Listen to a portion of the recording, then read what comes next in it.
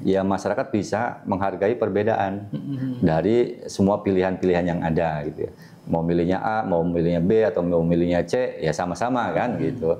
Jangan sampai gontok-gontokan, terjadi permusuhan, apalagi sesama tetangga tidak akur gitu kan gara-gara beda pilihan gitu ya. Apalagi tidak akurnya melewati pilkada lagi. Yang kedua juga ya jangan sampai terjadi isu sara ya, karena perbedaan itu juga kan bahaya, dampaknya itu akan panjang. Nah yang ketiga, jangan juga terjebak dengan janji-janji money politik. Ya, jangan sampai itu terjadi. Itu nanti akan merusak tatanan demokrasi.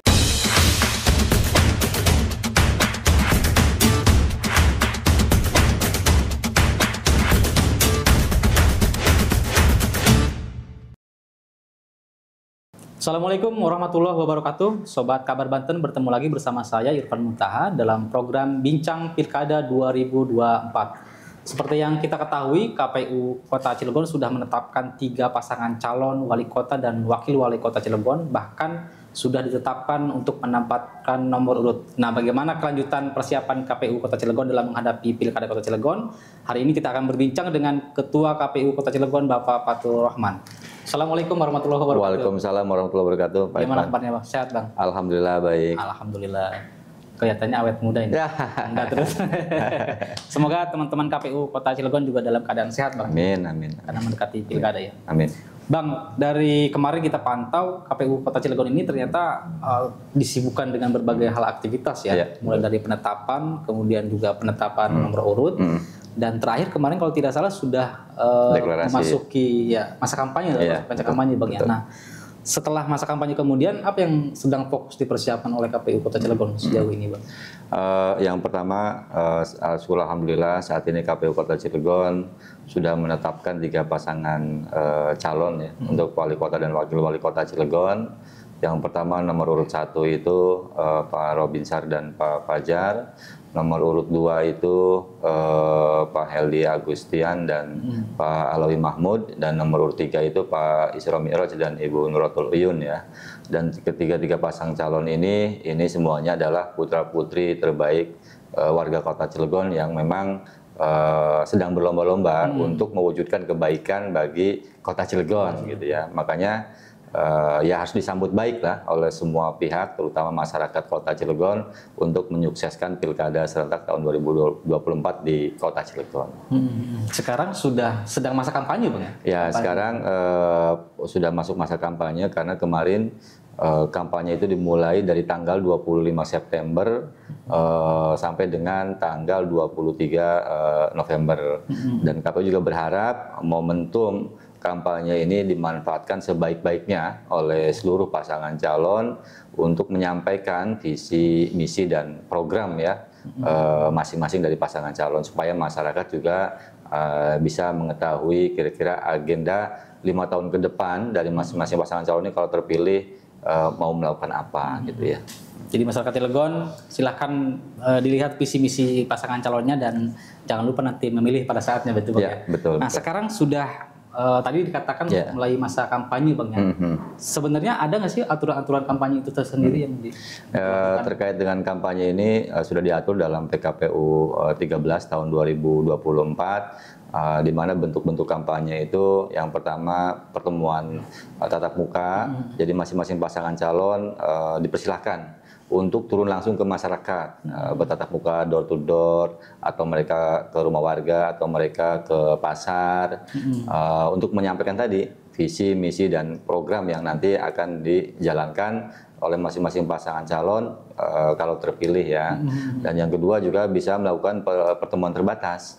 Nah, pertemuan terbatas ini misalkan dalam gedung, dalam ruang pertemuan yang memang itu diundang oleh masing-masing pasangan calon, sama seperti tadi untuk menyampaikan visi, misi, dan program dari masing-masing pasangan calon. Gitu. Ada batas peserta mungkin, Bang, kalau kalau untuk pertemuan terbatas itu kan terkait dengan kapasitas ruangan ya, kapasitas ruangan yang ada, pokoknya tidak boleh melebihi dari kapasitas ruangan gitu.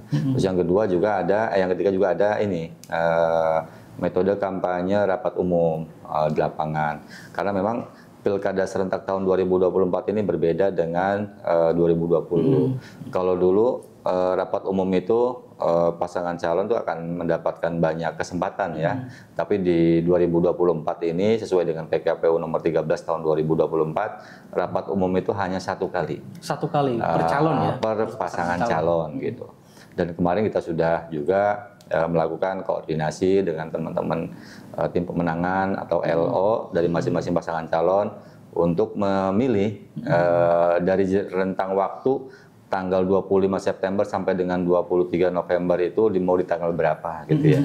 Dan alhamdulillah kemarin sudah mengajukan untuk jadwal itu masing-masing pasangan calon di tanggal 23 November di akhir ya, di akhir masa kampanye Pilkada Kota Cilegon. Jadi sudah terjadwal di KPU Kota Cilegon Ya, berarti ya? alhamdulillah, alhamdulillah. Nah sebenarnya di kampanye terbuka ini apakah titik lokasinya ditentukan atau memang nanti pasangan calon sendiri yang mengusulkan? Jadi KPU tugasnya adalah memfasilitasi berdasarkan dari hasil rapat koordinasi dengan kecamatan, dengan PPK, dengan pemerintah daerah, bagian pemerintahan, juga dengan kepolisian, juga dengan bagian hukum Pemda Kota Cilegon dengan ASDA 1 dan juga dengan LO kita undang juga masing-masing LO untuk merumuskan titik lokasi rapat umum kira-kira bisa di mana saja gitu. Dan juga meminta izin dari yang punya tempat kalau itu milik persorangan gitu ya. Dan ketika izinnya sudah diproses dan itu sudah direkomendasikan oleh pemerintah daerah, maka KPU Kota Cilegon menetapkan titik lokasi yang bisa digunakan untuk kampanye rapat umum. Kayak misalkan di Dapil 1 Jombang Purwakarta itu ada di lapangan Cigiceh ya. Untuk di Dapil 2 Kecamatan Cilegon dan Cibeber itu ada 2 lapangan, lapangan BCA dan juga lapangan di Kampung Cikerut ya di Kelurahan Cibeber. Dan untuk Citangkil dan Ciwandan itu ada 2 tempat juga, yang satu di Citangkil itu di Tegaltong dan satu lagi di Ciwandan, yang itu memang luas, itu ada kurang lebih 10 hektaran lah. Jadi kalau untuk berkumpul ya sangat luar biasa lah di situ. Jadi puas lah bisa membawa ya, betul. Nah, untuk Pulau Merak dan Grogol itu di lapangan MKU gitu. Nah, di lapangan-lapangan yang tersedia itu kan bisa digunakan oleh semua pasangan calon mau di mana pilihannya gitu.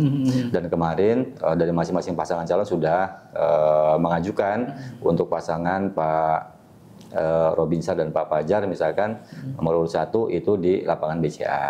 Dan untuk pasangan nomor urut 2 Pak Heldi dan Pak Alwi Mahmud itu di Tegaltong Citangkil ya. Dan untuk pasangan nomor urut 3 Pak Isro Mi'raj dan Bu Nuratul Uyun itu di lapangan Cigiceh.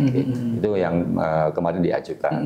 Jadi kalau melihat dari yang sudah di-SK-kan oleh Kabupaten Cilegon berarti tidak bisa sembarangan bakal calon mengadakan kampanye begitu ya, Bang? Ya minimal. Kenapa titik lokasi itu harus ditentukan dan juga harus dipilih karena nanti terkait juga dengan pengawasan oleh teman-teman Bawaslu. Kalau tempatnya nanti tidak tahu di mana, nanti Bawaslu mengawasinya bagaimana. Terus yang kedua, termasuk mungkin masyarakat juga harus tahu juga. Iya, harus tahu juga. Siapa tahu mau hadir kan gitu untuk menyaksikan apa yang disampaikan oleh masing-masing pasangan calon dan juga ya untuk keamanan ya kepolisian juga harus tahu lah ya tempatnya dan jumlahnya berapa orang kayak gitulah karena nanti setiap ada kegiatan mereka juga memberikan pemberitahuan baik ke kepolisian, ke Bawaslu maupun ke KPU. Jadi pastikan tertib dalam berkampanye. Bang, bicara soal pilkada kita tuh tidak lepas dari obrolan soal kerawanan ya. Kerawanan baik perbuatan curang ataupun dalam hal ini pelanggaran pilkada begitu. Nah, sebenarnya adakah antisipasi yang dilakukan oleh KPU Kota Cilegon dalam mencegah hal itu? Nah, ini pertanyaan yang memang sangat bagus sekali ya, Kang Irfan, karena memang kerawanan politik, terutama hasil dari pilkada atau pemilu itu memang harus kita jaga semua, karena suara masyarakat itu ya memang harus dijaga. Nah, tips yang mungkin kita berbagi ke teman-teman yang lain.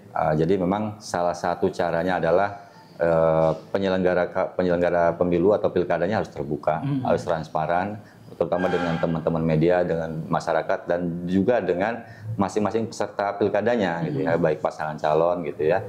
Nah, kalau kita sudah terbuka dan transparan ya insya Allah semuanya bisa dikomunikasikan gitu kan. Tidak ada lagi kecurigaan, yang terjadi nanti adalah trust gitu ya.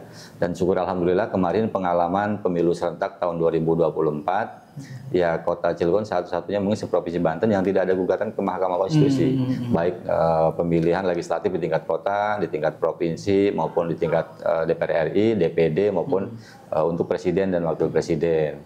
Dan itu ya patut kita syukuri bersama. Ya berarti memang proses penyelenggaraan kemarin sudah memenuhi standar sesuai dengan regulasi yang ada gitu ya.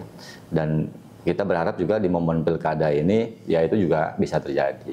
Nah untuk itu ya KPU Kota Cilegon berpesan juga ke peserta pilkada atau calon wali kota dan wakil wali kota di Cilegon nanti di hari pemungutan suara tanggal 27 November mohon juga dibantu KPU-nya. Nah cara membantunya bagaimana? Ya tadi untuk mewujudkan pilkada yang jujur, adil, transparan dengan cara masing-masing pasangan calon menyiapkan saksi yang berkualitas. Maksudnya saksi yang berkualitas ini adalah saksi yang memang betul-betul hadir di lokasi pemungutan suara dari awal sampai akhir dan tahu proses apa yang terjadi di proses pemungutan dan penghitungan suara. Nah, ketika ada sesuatu hal yang tidak sesuai kan bisa diinformasikan atau bisa dikomunikasikan dengan teman-teman Bawaslu gitu ya. Sama-sama menjagalah kita gitu. Termasuk mungkin masyarakat Kota Cilegon juga Ya, penting berpartisipasi dalam pelaksanaan pilkada Kota Cilegon ini, Bang. Nah, di pemilu 2024 dengan pilkada 2024 memang ini waktu yang sama ya, tahun yang sama. Apakah soal bicara partisipasi, apakah target partisipasi pemilih ini sama atau memang berbeda? Pastinya berbeda ya, karena memang kalau untuk pemilu serentak itu kan calonnya banyak ya. Di pemilu kemarin saja di Kota Cilegon itu hampir 500-an lebih ya calon ya, dari masing-masing partai. Tapi kalau untuk pilkada itu kan calonnya sedikit. Ya kalau kita tahu saat ini Cilegon cuma 3 pasangan calon ya, karena memang secara regulasi tidak bisa banyak seperti calon legislatif ya.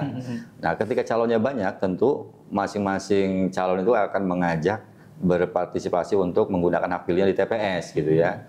Nah karena banyak ya otomatis yang diajak banyak gitu. Nah tapi untuk pilkada itu memang selalu kalau kita ikuti trennya itu partisipasinya lebih rendah dari pemilu legislatif ataupun pilpres gitu ya, itu lebih rendah. Gitu.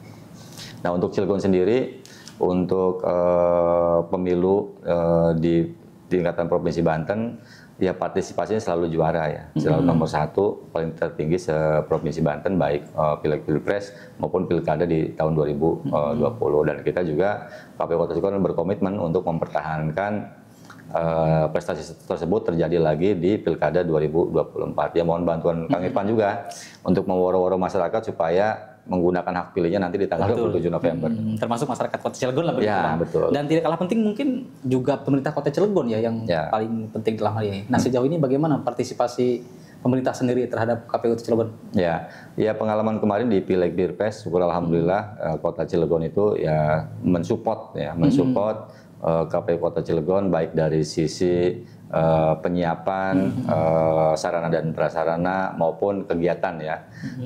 Pengalaman kemarin Pileg Pilpres ya Badan Kesbangpol misalkan di Kota Cilegon itu membuat program sosialisasi di setiap kelurahan, di setiap kecamatan bahkan sampai stakeholder gitu kan.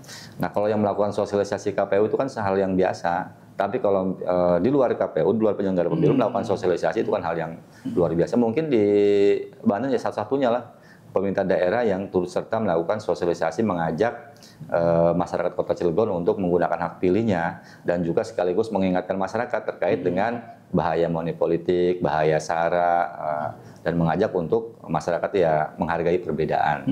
Dan yang kedua pemerintah Kota Cilegon juga melalui Badan Kesbangpol di Pileg Pilpres 2024 membentuk namanya duta politik yang disaring proses mereka dan duta politik ini yang melakukan sosialisasi melalui media sosial gitu. Dan mungkin se-Indonesia satu-satunya ya. Di Kota Cilegon hadir. Nah, maksudnya kami menggambarkan bentuk partisipasi di luar KPU terkait dengan mensukseskan penyelenggaraan pemilu.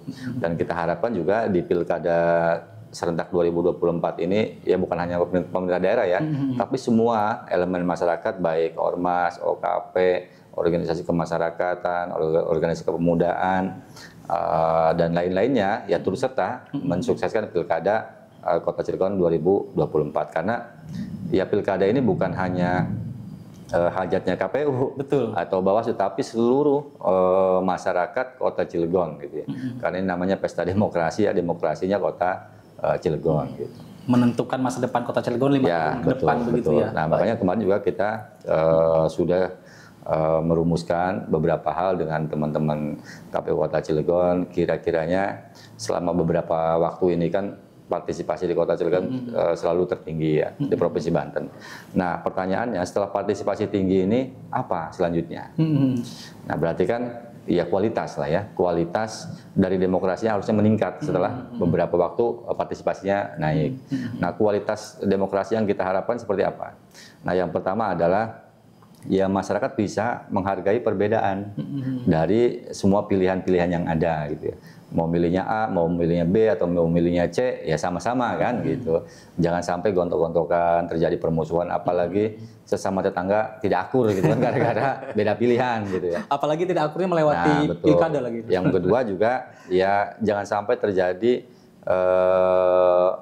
isu sara ya, karena perbedaan itu juga kan bahaya, dampaknya itu akan panjang. Nah, yang ketiga jangan juga terjebak dengan janji-janji money politik. Jangan sampai itu terjadi. Itu nanti akan merusak tatanan demokrasi. Mengorbankan masa depan Kota Cilegon. Ya, betul. Jangan sampai berbeda pilihan, kemudian harus tahu bahwa berbeda pilihan tetapi sama satu tujuan begitu, membangun Kota Cilegon. Bang, bicara soal suksesi Pilkada Kota Cilegon tentu tidak lepas daripada SDM yang disiapkan oleh KPU ya. Kalau tidak salah sekarang KPU sedang merekrut KPPS ya. Ya, betul. Nah, bagaimana itu rekrutmennya yang dilakukan oleh KPU Kota Cilegon? Nah, ya syukur alhamdulillah terkait dengan rekrutmen KPPS ini, ya KPU Kota Cilegon sudah punya pengalaman ya, terutama kemarin waktu rekrutmen KPPS untuk Pileg Pilpres 2024. Itu kan jumlahnya lebih banyak gitu ya. Dan memang kita harus menyaring kawan-kawan nanti yang bertugas di KPPS ini orang yang betul-betul punya komitmen untuk mewujudkan demokrasi yang baik di Kota Cilegon gitu kan. Nah, makanya ya kami juga berterima kasih kemarin ke kawan-kawan KPPS. Pileg Pilpres 2024 itu tidak ada satupun gugatan kan ke Mahkamah Konstitusi, berarti porsi teman-teman KPPS di Kota Cilegon itu sudah sangat bagus ya. Nah, untuk itu di Pileg Pilpres 2024 ini, di Pilkada 2024 ini ya kami juga berharap teman-teman KPPS sama lah ya, maksudnya idealismenya untuk membangun demokrasi di Kota Cilegon. Kita bersama-sama bertanggung jawab untuk menjaga suara masyarakat. Gitu. Kalau bicara soal KPPS, jadi teringat peristiwa pemilu 2024 ini, Pak Batur. Jadi di mana banyak yang meninggal kalau tidak salah. Betul. Apakah ini juga ada antisipasi nih dari KPU Kota Cilegon? Betul. Karena memang di Pileg Pilpres itu yang paling utama membuat teman-teman KPPS menjadi korban itu adalah kelelahannya. Kelelahannya luar biasa karena menghitung surat suara dengan 5 jenis surat suara itu sungguh luar biasa. Karena calonnya banyak, waktunya panjang, dan itu juga akan melelahkan gitu ya. Di sisi lain mereka juga harus bergadang. Sebelumnya kan mereka begadang juga sudah menyiapkan tenda gitu kan. Di hari hanya juga mereka begadang lagi. Nah, ya kita berkoordinasi dengan Dinas Kesehatan Kota Cilegon juga untuk mengantisipasi gitu ya. Dan di Pilkada sekarang ini teman-teman KPPS juga ya kemarin di Cilegon sudah ada yang sakit lah ya, meninggal juga. Itu Pantarli, teman-teman Pantarli di Kelurahan Kelitimbang, dan juga kemarin ada PPS yang kecelakaan juga menggunakan sepeda motor, dan ya insya Allah KPU Kota Cilegon sudah menyiapkan santunan lah untuk teman-teman penyelenggara pemilu di Badan Ad Hoc gitu. Termasuk mungkin KPPS apakah juga dilindungi dengan BPJS Jadi mekanisme pilkada ini bentuknya santunan. Santunan ya untuk yang sakit, misalkan untuk yang meninggal. Ya kita berharap santunan itu tidak diberikan ya, karena jangan sampai dia meninggal gitu ya. Jangan seperti doa kira-kira ya. Jangan gitu. Ya mungkin salah satu indikator kenapa ada peristiwa yang sampai meninggal begitu, apakah juga ini ditentukan oleh indikator kesehatan, Bang? Ya bisa jadi, karena makanya di persyaratan rekrutmen badan ad hoc ini sekarang sudah ditambah terkait juga dengan penyakit komorbid ya, bawaan gitu kan. Jadi kalau ada penyakit komorbid ya bisa jadi nanti di seleksinya kan mereka tidak bisa diterima oleh KPU. Yang kedua, batasan usia. Kalau dulu kan tidak ada batasan usia ya, kalau sekarang sudah ada batasan usia di usia 55 tahun maksimal gitu. Gitu. Jadi kalau dibebaskan nanti ada resiko-resiko yang... Ya ini sebetulnya langkah antisipasi saja untuk meminimalisir korban ya, maksudnya terjadi kelelahan tadi atau juga disebabkan oleh bawaan penyakit yang memang sudah ada. Gitu.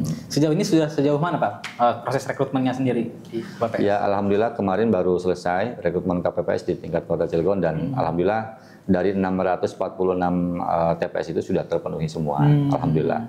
Jadi tinggal dilantik begitu ya? Ya memang ini juga ada kemajuan di Kota Cilegon.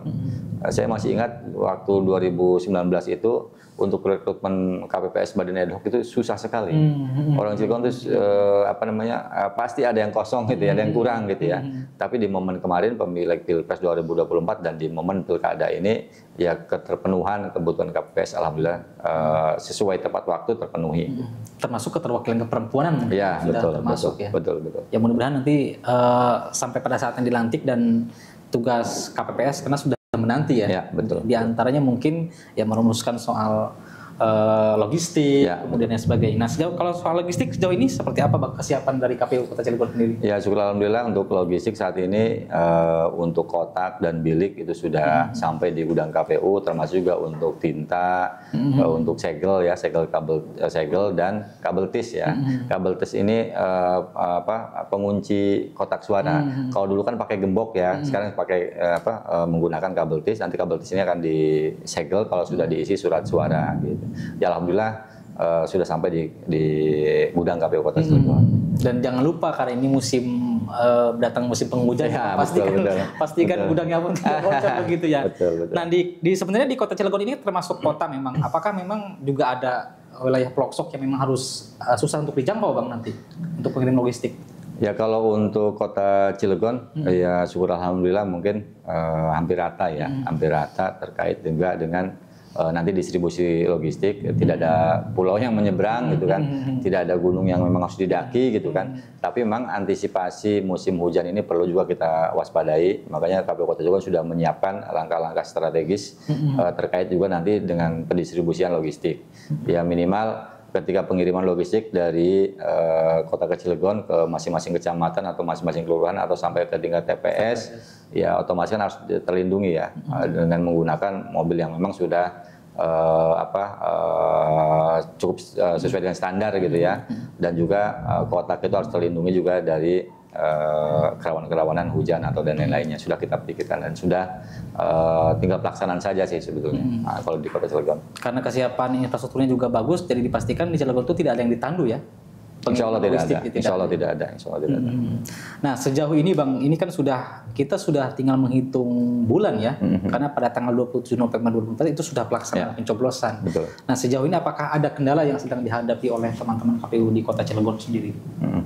Nah sebenarnya kalau untuk kendala yang spesifik tidak ada ya di Kota Cilegon ini, karena memang intensitas komunikasi antara KPU dengan teman-teman Bawaslu atau KPU dengan stakeholder, KPU dengan teman-teman media, KPU dengan tim masing-masing pasangan calon ya berjalan lancar lah ya, semuanya terkomunikasikan gitu kan, sehingga memang tidak ada kendala-kendala yang memang berarti. Namun demikian ya KPU juga harus mengingatkan ke semuanya jangan sampai potensi-potensi hambatan itu muncul gitu ya, terutama terkait juga dengan ya isu SARA tadi, terus juga harus juga menghargai perbedaan pilihan masing-masing di tingkatan masyarakat, karena memang pilkada ini kan rutin, nanti 5 tahun lagi juga ketemu lagi gitu kan, bukan sesuatu hal yang memang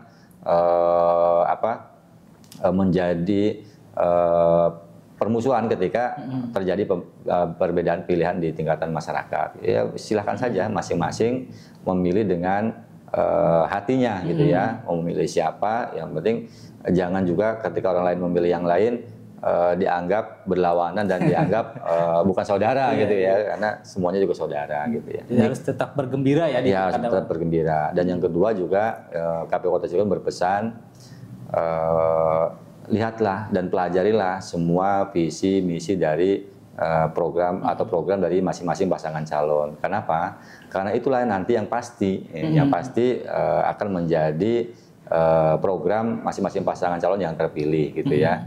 Nah kira-kira dari sisi itu mana yang menurut masyarakat sesuai atau yang diharapkan gitu.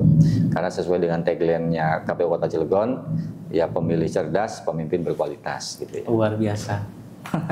Baik Abang, ini kita sudah mendekati 30 jam sesuai perjanjian tadi. Ya. Nah mungkin di momentum ini ada yang ingin disampaikan untuk masyarakat Kota Cilegon agar tadi berpartisipasi dalam suksesi Pilkada Kota Cilegon, termasuk tadi menghindari yang terpenting adalah menghindari perpecahan begitu ya. Silakan Bang. Ya. KPU Kota Cilegon sangat berharap partisipasi dan dukungan semua stakeholder Kota Cilegon, baik Forkopimda, baik masyarakat, baik teman-teman media, Ormas, OKP, LSM, dan semuanya ya unsur masyarakat untuk bersama-sama menyukseskan Pilkada Kota Cilegon. Karena Pilkada Kota Cilegon ini bukan hanya hajatnya KPU atau Bawaslu, tapi hajat seluruh masyarakat Kota Cilegon untuk memilih calon wali kota dan wakil wali kota yang nanti bisa mewujudkan Kota Cilegon ke arah yang lebih baik. Untuk itu silakan masyarakat Kota Cilegon untuk menilai dan melihat dan visi misi atau program dari masing-masing pasangan calon. Yang selanjutnya juga kami berharap saling menghargai ketika perbedaan pilihan di tingkatan masyarakat. Yang selanjutnya yang terakhir, hindari hoax dan hindari juga isu-isu sara yang nanti akan merugikan seluruh masyarakat Kota Cilegon. Baik, terima kasih Bang Fatur Rahman, Ketua KPU Kota Cilegon. Teman-teman di KPU semoga sukses dalam menjalankan hajat Pilkada Kota Cilegon 2024 ya. Amin. Dan Sobat Kabar Banten, masyarakat Kota Cilegon jangan lupa pada tanggal 27 November 2024 datang ke TPS, berikan hak suara Anda, ajak teman, saudara, tetangga untuk datang ke TPS. Saksikan terus program podcast Kabar Banten dalam Bincang Pilkada. Billahi taufiq wal hidayah. Assalamualaikum warahmatullahi wabarakatuh. Waalaikumsalam warahmatullahi wabarakatuh.